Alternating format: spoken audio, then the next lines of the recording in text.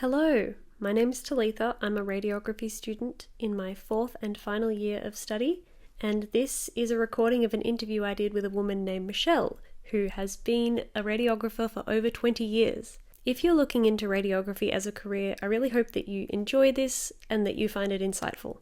But if you don't have a background in radiography, I do encourage you to pause the video when you need to, so that you can read the information I've provided to help explain some of the terms we use. Alright, on with the show. Thank you for chatting with me. It's very good of you to put aside some of your time to do that. We're going to just start. I'm just going to go through the questions that I sent you, and then we'll see if there's anything else that I come up with while we're doing it. So my first question was, how long have you been working in radiography? So I was an intern in 2000, so 20... That's before I was born. Before I was born. Yes, it's before a lot of my colleagues were born now. My goodness. So, yes, yeah. So 24 years, but I've had 4 kids along the way, so taking a year off for each of those children. Yeah. All right, so like 20 years, 20 solid years. Yeah, very good. And what inspired you to study radiography, to go into this field? Yep, good question. So I did work experience placement in a radiology clinic, and day one I thought, wow, this is really interesting. I would like to do this. So before that, I was just interested in sort of medical things. I still applied for medicine first, but it was my backup option. And I'm actually so glad that I got into radiography, because it's really, I still enjoy it 20 years on. That's good. And I find it challenging, and I still love it. So, yeah. That's really good. I think I had a very similar experience. I didn't do work experience in that. I did work experience in a speech pathology clinic, actually. Yep. But that was in year 10? Is that when you did work experience? Yeah, that's right. Yeah, okay. Year 10. Yeah. But I also wanted to do something medical, and I didn't want to do nursing, and I didn't want to do medicine, and some people suggested this to me. I think you might have been one of the people I spoke to at around that time. Yeah. And then I was like, I'll just put it down as my preference, and I've really enjoyed it. So good. That's really good to hear. Yeah. I guess my placements have solidified my belief that it's what I should be doing. Yes. Yeah. Amazing. Yeah. It's got a really good mix of knowledge and experience, and that clinical care. All of that. I think that's why I love it. So yeah. And I like the technical aspects too. It's for sure. It's very fascinating. Yes. Yeah. Very good. Well, on that note, what have been some of your favourite aspects of doing this work? Yep. So I spent my first 10 years of my career before I had kids working at a trauma centre, and I loved that I could be there at that critical point to provide sort of excellent images that would then go on to really impact somebody's care. And I liked that doing trauma, you need to think outside the box. You need to have all of your views in your head, and then you need to be able to think, how can I achieve this with a patient who can't move, who is not lying in a normal position? It's great to have those textbook knowledge, but then to be able to alter it. So that's still things that I use today. So, you still get patients, even in a small hospital, that can't go into normal views. So then you think, how can I change that? So I love that aspect of it, and that critical point of care aspect. Yeah. Very good. Yeah, it's all just geometry, isn't it? It's just you've just got to angle a different way. It's exactly. Once you kind of get the hang of it and you get into the flow of it, it makes more sense. So you worked there for 10 years, you're saying? Yeah. Wow, that's really impressive. Yeah. To work in such an intense environment for that long. And was that a public hospital? Yeah, it is a public hospital. Yeah. And did you do outpatients as well, or just inpatients and emergency? Okay. Inpatients, emergency, outpatients, all sorts. And I worked doing basically everything except ultrasound. So we did a lot of interventional stuff, so DSA kind of things, a lot of cutting edge stuff, which was really fascinating to be part of. Yeah. I think that, yes, would it have been less common to have DSA at that point than it is now? Yeah, I think so. Yeah. Okay. Because I'm currently they have a DSA suite. I haven't been up there yet, but I'm going to ask if I can go there for a few days, because it seems very fascinating. Oh, it is. Yeah. Yep. Doing all those. stenting and coiling and stuff like that. It's amazing what they can do. I actually remember my very first placement, one of my first few days, I was in fluoro and they did this embolization of like, and I was like, whoa, what am I watching? But it was very cool. I just, as a first year, I'd done one semester of uni and I had no idea what was going on, but it was very exciting. And if you want to say, is there anything that you don't like as much about it? Like some least favorite aspect? I was laughing with Anthony, my husband, before, saying I don't like feet. Feet? I just don't. Do you wear gloves when you have to touch the feet? I do. Yeah, that's fair enough. Yeah, feet, you know, that's why we keep them in shoes. They're kind of mysterious entity. Just, leave them be. Well, that's a very good answer, actually. My next question is, have you found it a flexible career to work as a mum? I actually really have, yeah. So before I had kids, I was full-time. And then since having children, I've gone part-time. So when they were small and not at school, I just did 1 day a week. And that was just 9 to 5, 1 day a week, just to keep my hours chugging along, keep my registration going. Mm-hmm. Now that my kids are all at school, I'm doing 3 days a week. So still that part-time aspect of it, still 9 to 5. It sort of meant having to bow out of doing the more exciting things like CT, and just doing general radiography, mammography, fluoro. Mm-hmm. But if you're happy enough to do that, it's pretty easy to still get work, and to find places that you can do that. Yeah. So I found it to be quite flexible in that regard. I haven't done on-call since I've had children. Mm-hmm. Well, fair enough. Yeah, that's right. Some people still choose to, but it did mean when I went part-time to step down from a grade 2 to a grade 1, which some people wouldn't be happy with, losing your career trajectory. But that was never really my aspiration anyway. No, you had different priorities. Yeah, that's right. Yeah. So I've recently been promoted to a grade 2 because I do a lot of training in mammography. So that's been nice to be recognised for something that I'm already doing. Yes. Yeah. Just a natural step up to that. That's good. Yeah, that's right. And my boss initiated that. I didn't apply for anything. She's just like, we're not paying you enough. I'm gonna you'll pay. So that was nice. Yeah. Very good. Okay. Yeah. Well, that's good to know. And so you said you had to bow out of CT. Is that because it operates more on shift work, CT kind of stuff? Yeah, it often does. And also because I was just 1 day a week for a long time, and it was really doing mammos that got me like a foot in the door anywhere, because there's not as many people that train doing mammography. So it's a really good skill as a woman to have, especially if you want that flexible career path. So there's really not enough time when you're doing 1 day a week to do everything. No. So I remember a fantastic quote. This is going off topic, but a quote that I read from she was Governor General Quinton Bryce, saying that women can have it all, but just not at the same time. So that's actually really good. I like that. Okay. So you can't do everything that you want to do all at the same time. And at that stage, I wanted to work hours that work for my family. Yeah, well, fair enough. And if that's what you wanted to do, then, props to you. On the topic of mammography, how long have you been doing mammography? At what point were you trained in that? This one's a really funny one. So I was at Royal Melbourne, and they were really short of mammographers. So in my last month as an intern, I was trained to do mammography. Wow. Yeah, I know. So that when I was qualified, I just hit the ground running. I was part of the mammo team. And at Royal Melbourne, they run breast clinics. So basically, you just have a few days a week, or when I was there, where you just have mammo after mammo, and you've just got 2 of you working in there, leapfrogging a list of mammo ladies in and out of the room. So they really just needed more people who could do that. It was a really great experience doing diagnostic mammography for many years. A lot of women who've, they've either got breast cancer, they've had breast cancer, they've got a family history of breast cancer, they've found a lump, all these sorts of things. And then when I went part-time, I worked at Breast Screen for a little while. And now where I'm working, I do all of mammograms and training people who do mammograms. All right. Breast Screen would be very intense. I get the idea. You've got like only 10 minutes per patient. In and out very much. Yeah.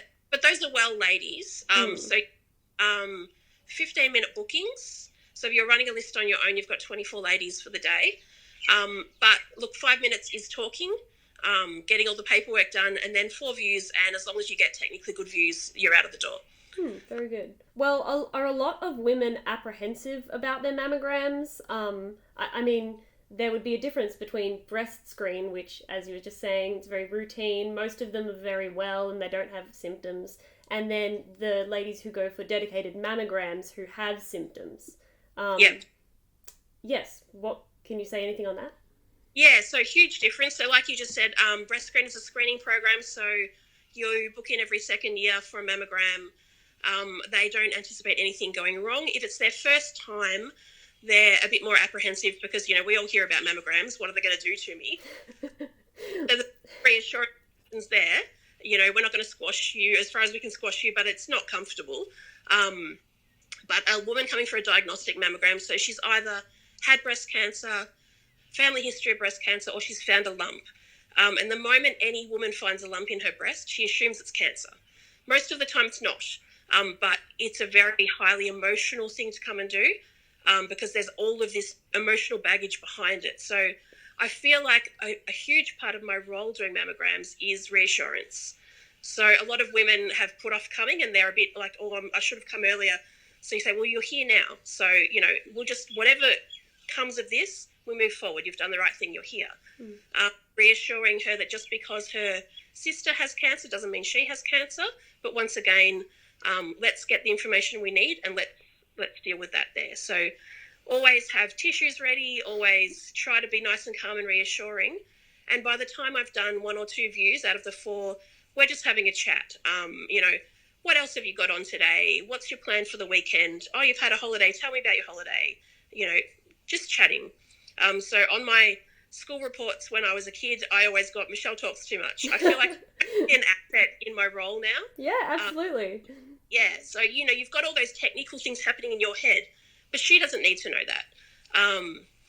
So you're just 2 women having a chat and you just happen to be doing a mammogram at the same time. So... Yeah, it is a very vulnerable procedure. Yeah. Well, not examination, I should say. Because, you're with this stranger and it's all a bit up close and personal. It's very intimate. Yeah. Yeah. But if you can just... I mean, for you, it's very commonplace. You just going through the motions, and if you can make her more comfortable through that, then that's really good. Yeah, that's right. And do they have to be, physically relaxed, like their muscles physically relaxed in order to get the views? Yeah, particularly for the MLO views. So you need to show PEC on those views. So if a woman is very tense, you're not going to get PEC on the views. I always avoid saying relax. They actually say to them, you need to soften your shoulder because I need to show the pectoral muscle. And if you're tense, it's not on the picture. So a bit of information's power. So let them know what you need and why you need it. But the moment you say you need to relax, you've got tense shoulders, I am relaxed, and you're not relaxed. So when I'm training women to do mammograms as well, I make sure I say that to them. Try to avoid saying relaxed. Try to avoid saying squashed. I'm going to compress your breast. I need you to soften your shoulder. Things like that. They're less emotive words, aren't they? Yeah, that's right. Yeah, And I feel like it helps. I don't think everybody uses those words. Some people would say you need to relax, but I just feel like it doesn't help. Yeah. Well, if that's, and from your personal experience, if that's what you've noticed. I think I remember you last year telling me that exact bit of advice. You're saying, when I do mammograms, I say, have a soft shoulder. You don't say relax your shoulder. Oh, I did have an additional question, actually, that I hadn't thought of before. But what are your thoughts on radiographer reporting? I think they do it a bit in the UK, but it's not something we do here in Australia. And I just wanted to hear your opinion on that, honestly. Yeah, look, I've always found it quite a relief that it's not me giving the final word on things. Yeah. Because that's a whole huge other knowledge base to have and a lot of pressure resting on you to get it right. So there's certain things that you would, if you see it, you'd say it. So I tend to say to people these days, one of my roles, I work at 2 places and one of them is a clinic setting. So if someone comes in with a query, fractured, whatever, I say to them, if I see something obvious, I will let you know so you can go back and you can get care. One of the main reasons for saying that is that my mum broke her wrist a couple of years ago and was x-rayed and sent off, we'll send the results on. It was quite an obvious fracture. she sent me the link to her images, and I'm like, Mum, that is broken. You need to go that today. And I couldn't believe that she was just sent off into the world with a broken wrist. They didn't at least call her GP or whoever had referred her? No, and she wasn't seeing the GP till the next day. So I phoned her and I'm like, you need to go see them today. Because, you sleep with a broken wrist, you might then, it was in good alignment, but it might not be by the next day. So, yeah. So since then, particularly, I make sure I tell people if I see something obvious. And also for things like if you see a pneumothorax, you can't just send them off into the world with that because they could die. That's one that you'd be calling even if they come to the ED and they're in a hospital, you'd tell that's right. them that they've got a pneumothorax. I mean, a fracture, it's like, well, they're going to go wait in the waiting room and then the ED doctor's going to look at them and they'll tell them they've got a fracture. But a pneumothorax is a bit more urgent. Yeah, get somebody to help them right away. That's right. It's a medical emergency. Yeah. There's only a few things that we do that are medical emergencies, but that's one of them. The other one's probably your dislocated ankle. You need to make sure somebody sees that straight away because you can cut off the blood supply, lose your foot. So, yeah. I was when they introduced the red dot system in ED. So that was radiographers. Just if you see something, put a red dot on the film. That's back when we had film. The main reason being that a lot of the doctors going through a major teaching hospital are quite junior doctors, and a lot of the radiographers are very experienced. So the junior doctor looks at the film and says, I don't see anything there. There's a red dot, and they can go back and they can go, hey, what did you see? Or they can just get someone else to cast their eyes over it as well so that things don't get missed. But I think that's the extent that I'd like to leave it at as far as me reporting films, and that's even with 20 years experience. Yeah, I can understand that because for 20 years you've just been taking the images and what you've been looking for are those urgent findings and not, the more minute things that you would need to report on. So yeah, I can see where you're coming from, and I don't know. I do wonder whether that will become something in the future that is more applicable in Australia. But for now, it's all right. You don't have to worry about that. I like that red dot system. It's very quick, very effective.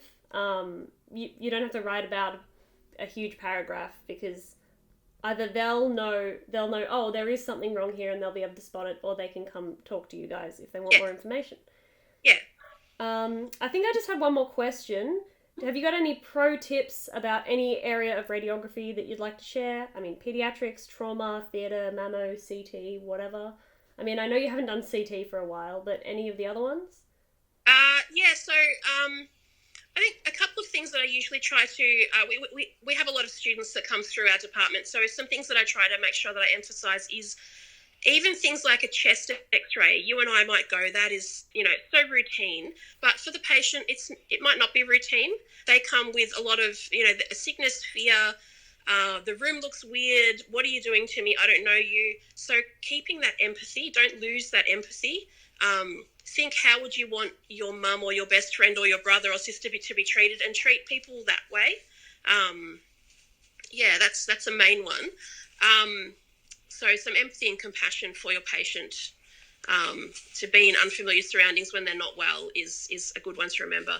For pediatrics, it's really about making sure that the parents know what you're going to do to their child. So you'd know yourself, pediatrics, anything could happen. So you usually have plan A, B, C, D in your head. And so you go through with your patient or with the parents, this is what we're going to do.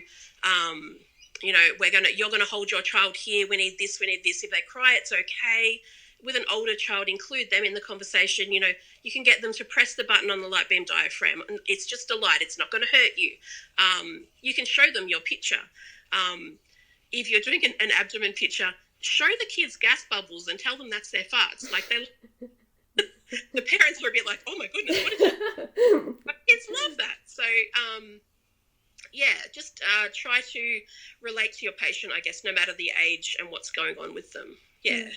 I think it can be very easy to lose empathy because it's so hard when you're working in a medical adjacent job because you can't become emotionally invested in everyone because that would be absolutely exhausting. But you do want to think about how you would like to be treated if you were in that position. You don't want to just be like a hunk of meat, because you're actually a person. Yeah, you know, you've got a soul, you've got feelings, things like that. So I think that's good advice. And I think that pediatrics can scare a lot of students. They're kind of like, oh, it's a kid, I don't know what I'm meant to do. But it's not scary. You just have to practice and get comfortable with doing, first of all, the examinations, but then going, you know what, if it doesn't go to plan initially, that's okay. We can change the plan. That's right. Have plan B and C and D in your head. Yeah. Yep. And stickers as the rewards are really good still. Kids love. They are. Some of the stickers, though, I've seen them and I'm like, they are really creepy. I've actually told my best friend, who's an artist, I've said to her, if you make me some new X-ray stickers, I will buy them off you. Like, make something cool, because some of these are really creepy and just not fun. That could be a very lucrative business, I think. It really could, yes. Well, markers can be quite a lucrative business, actually. You know, people doing personalised, like, resin markers. I want to get 4 ones. I want to get, like, 2 left, 2 rights that have all the 4 main Seinfeld characters on them. I think that would be good fun. They've got sparkly markers, so they've got glitter in them, and my left and right are different colour sparkles. So, yeah. Excellent. Well, that would help you... Sorry, say it again. I love my sparkly markers. Yeah, very good. Sparkly markers. It rolls off the tongue. That's right. Awesome. Well, if that's it, then I guess this is done. That's such a bad way to end it. Thank you for chatting with me, though. This has been really good. Yep. I've enjoyed it. I do enjoy talking to you about it, about this. It's a bit of a niche career. Not many people can fully understand. Yep. And, like, I'll be trying to tell people I know about this exciting thing. I went to theatre and I saw them zapping kidney stones, and they're all like, that's kind of gross. And I'm like, no, it's amazing. The human body's amazing. Like Space Invaders, right? The, blowing up with your laser stones. Yeah. I had never thought of it that way, but very true. Always will now. Amazing. Well, I think we'll leave it at that. I'll let you get back to your kids. Yes, thank you. Have a lovely Sunday. Yeah, thank you. You too. Amazing.